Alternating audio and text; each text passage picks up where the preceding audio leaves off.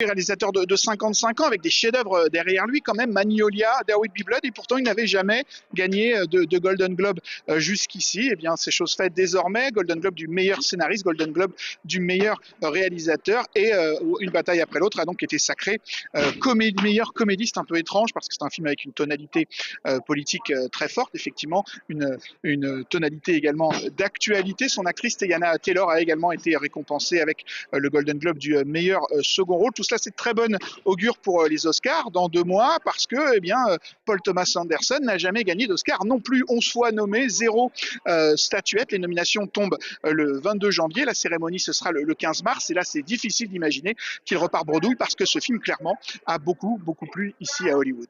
Voilà pour Une bataille après l'autre. Que faut-il retenir d'autre de cette cérémonie, Loïc ?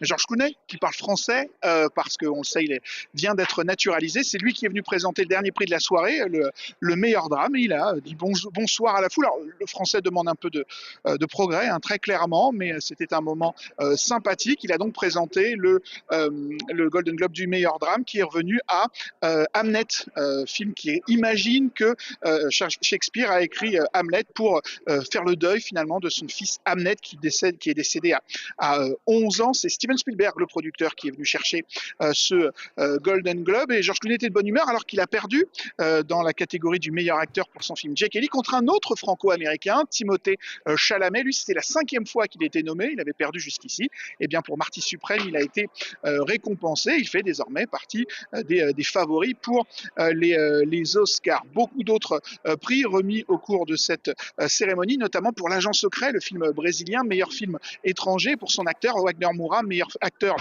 dans un drame. C'est la mauvaise nouvelle, c'est qu'il était dans la catégorie d'un simple accident. Le film de Jafar Panahi, La Palme d'Or, est également le représentant français aux prochains Oscars. Et puis vous le savez, au Golden Globe, on récompense les films et les séries.